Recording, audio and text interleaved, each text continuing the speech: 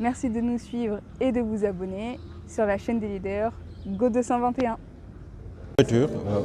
Officielle de la cérémonie de remise des technologies appliquées à deux produits, la mangue et le séchage d'une technologie qui est une initiative de l'Organisation mondiale de la propriété intellectuelle avec l'appui technique de l'ASPIT qui vise un peu à renforcer la compétitivité de nos PME et PMI dans le cadre de l'utilisation des technologies adaptées. Donc aujourd'hui, nous sommes venus aussi pour participer à la remise officielle de cette technologie qui a été un processus lancé depuis 2018 avec des études techniques, avec également la mise en œuvre d'un comité d'experts national qui vise aussi à accompagner, encadrer les PME pour l'utilisation de ces technologies qui vise un peu à aider le séchage de la mangue et de l'oignon, également l'utilisation de l'huile à partir des déchets organiques liés aux produits agroalimentaires. Donc on se réjouit de cette rencontre qui entre dans le cadre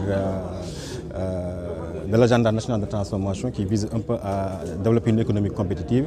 Quand on parle d'économie compétitive, donc, il faut accompagner les entreprises à l'utilisation d'une technologie adaptée au développement de leurs activités économiques. Donc on se réjouit de cette rencontre et on profite de cette occasion pour féliciter l'Organisation internationale de la propriété intellectuelle qui est vraiment le partenaire technique et financier qui accompagne l'État du Sénégal dans le cadre de ce programme. Pourquoi avoir-vous choisi la mangue et l'oignon? Après une étude de besoins que le Sénégal a exprimé, donc on s'est vu que ces deux produits qui ont une grande consommation au niveau de notre population et qui souvent sont contraints à des problèmes de conservation. Donc tout le monde le sait, il y a des pourrissements en grande quantité de ces produits pendant les saisons de forte production. Donc là également, c'est le Sénégal qui avait exprimé le besoin qu'on l'accompagne techniquement par rapport à l'utilisation de ces deux produits. Et les PME qui sont dans ce secteur également donc, expriment un besoin de conservation et une technologie adaptée à partir de l'utilisation de machines.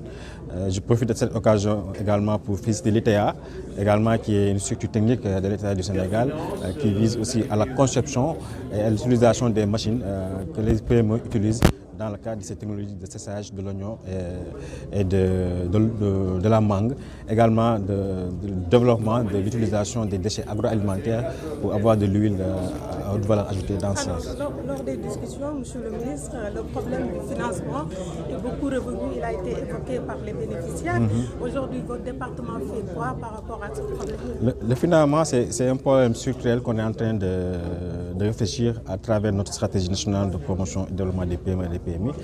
C'est un défi qui est là et le président de la République et le Premier ministre nous ont donné des instructions dans le cadre de notre stratégie nationale de promotion et de développement des PME et des PMI. Donc nous sommes en discussion avec la Banque centrale, avec les banques commerciales et les SFD pour voir aussi comment on travaille un peu sur le modèle économique pour accompagner davantage les PME à se formaliser et à être éligible pour bénéficier des financements. Parce qu'il faut le dire, le financement n'est pas gratuit. Donc il faut être dans certaines conditions donc, avec les banques pour bénéficier de ces financements.